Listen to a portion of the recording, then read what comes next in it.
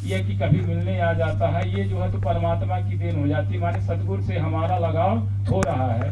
हमारा आपका लगाव कैसे होता है?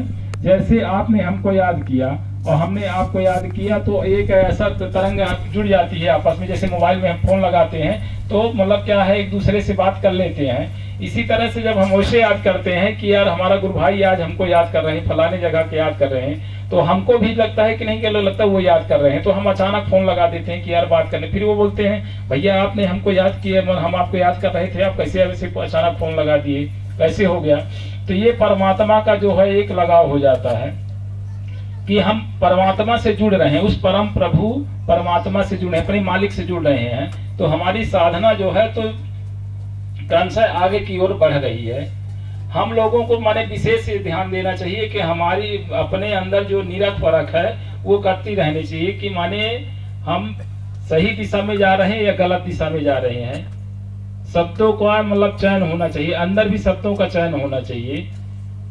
जब तक हम पकड़ेंगे नहीं, शब्दों को नहीं पकड़ेंगे मालिक के, अंदर भी पकड़ना है और बाहर भी पकड़ना। हमारे अंदर वो भाव है कि नहीं है। जब भाव अंदर से आता, जैसे सबरी क्या थी कि सबरी को जब अंदर से भाव आया कि हमारे घर में प्रभु श्री राम जो है तो आ रहे हैं, तो हमको अपने घर की सफाई मतलब बाहर की सफाई जो है, यहाँ जो है आश्रम की सफाई करना चाहिए।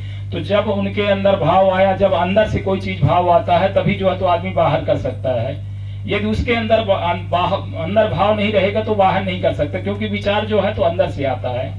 और विचार जो है तो क्या होता है, अच्छे भी अंदर हैं और बुरे भी हैं। तो अच्छे विचार भी आते हैं और बुरे विचार भी आते हैं। अब उसमें हमको देखना है कि हमारे अंदर जो बुरे विचार आ रहे हैं तो उनको हमको बाहर निकालना है। कहाँ पे निकालना है, कैसे दबाना है, दबा देंगे तो फिर वो बाद में आएगा। तो हम अपने विचारों को जो है तो देखना चाहिए कि हमारे अंदर जो है तो अच्छे विचार आए। जैसे जब हमारे अंदर क्रोध आता तो क्रोध को हमको कैसे मतलब कंट्रोल करना है। लोभ आएगा तो हमको कैसे कंट्रोल करना है कि कोई चीज आ गई, यार उसके पास बहुत पैसा है, हमारे पास नहीं है, हमारे पास भी आना चाहिए। मोह जो है तो किसी से हो जाता है तो मोह का विजय तो आदमी को होना चाहिए। मतलब काम क्रोध लोभ मोह अहंकार जब हमारे अंदर से हटेगा तब उसके जगह में हम जो शील क्षमा संतोष विरह विवेक अपने अंदर जब धारण करेंगे तब हम परमात्मा को उसको पा सकते हैं। क्यों? क्योंकि लिखा है कि निर्मल जन तन सो मोहि पावा, मोहि छल छिद्र कपट नहीं भावा। रामचरितमानस में लिखा कि जिसका मन निर्मल होगा वही हमको पा सकता। तो निर्मल कैसे होगा? जब हमारे अंदर से काम क्रोध लोभ मोह अहंकार ईर्ष्या द्वेष जब खत्म हो जाएगा, किसी के प्रति नहीं रहेगा। और हम लोग देखते हैं कि हम लोग कहते तो दिखाती तो हो जाता है कि हम एक दूसरे से प्रेम कर रहे हैं, लेकिन हमारे अंदर रहता नहीं है। लगता है यार वो ऐसे कर रहा है, वो ऐसा करता, हम एक दूसरे की बुराई बताते रहते हैं। और बुराई भी बताएंगे, नहीं बताएंगे तो अंदर जो है तो मलाल रहता है, मैला रहता है। मन यदि मैला है तो वो भी काम नहीं करेगा। तो धीरे धीरे हमको छटनी करते जाना है कि हमारा क्रोध जो है तो कहाँ तक जा रहा है, कितना कंट्रोल करना है। तो अवकाम हमारा कहाँ तक जा रहा है उसको कंट्रोल करना। लोभ हमारे अंदर आ रहा है कि नहीं आ रहा, मोह आ रहा है कि नहीं आ रहा है ना। तो जब इन सब चीजों को हम निरख परख करेंगे तब जो है तो हम जाकर के धीरे धीरे सत्संगी बन पाएंगे। ऐसे सत्संगी बनना बहुत दुर्लभ है।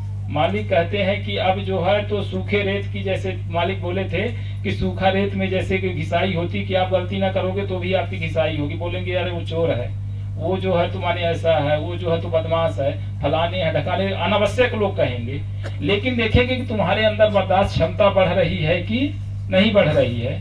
बेइज्जती वही गुरु करवाएंगे, गुरु ही मतलब भूत लगाते हैं और गुरु ही जो है तो सब चीज करवाते हैं कि हमारा बच्चा हम इसको पढ़ाएं इतने दिन, इसके अंदर कितने मतलब जो है तो सहन शक्ति आई है, इसके अंदर शील क्षमा संतोष विरह आ रहा है कि नहीं आ रहा है। तो जब हम ये सब चीज करते तो मालिक जो है तो धीरे धीरे ये सब चीज परीक्षा लेने। अब समय वही आ रहा है क्योंकि हमको आपको संसार में रहना है। आगे चल के मुसीबत का पहाड़ टूटने वाला है। इतनी ज्यादा लोग लड़ाई करेंगे, झगड़ा करेंगे, जय गुरुदेव वालों को अनाप शनाप सब चीज बोलेंगे। और यदि आप उलझ जाएंगे, यदि आपने काम क्रोध लोभ मोह अहंकार कोई ईर्ष्या को जो है तो नहीं धारण किया, मतलब यही आपके अंदर जो भरा रहा, आपने शील क्षमा संतोष विरह विवेक को अंदर धारण नहीं किया तो आप झगड़ा कर बैठेंगे। तो हमको देखना है कि हमारे अंदर क्रोध आता तो हम कंट्रोल कर पाते कि नहीं। हमको कोई गाली दे रहा देना तो भाई हम क्या है, हम आपको सुन ही नहीं, हमारे कान ही नहीं है। जब हमारे ऐसे भाव आ जाए, जैसे कोई बहरा होता है तो वो कहे भाई हमको तो सुना ही नहीं देता है, कोई कुछ कहता है क्या मतलब है, तो हम उसको अनसुना कर दें। और आगे इन्हीं चीजों की परीक्षा होगी। नेता लोग परेशान करेंगे, बाकी लोग संसार के लोग खाने पीने वाले परेशान करेंगे। तो बहुत चीजें जो है तो आगे आने वाली है। तो हम सबको इसके लिए जो है तो तैयारी अपनी पहले से बनाना है। बाकी भजन ध्यान सुमिरन हम करते हैं तो उसको भी करें, उसकी भी निरख परख करें।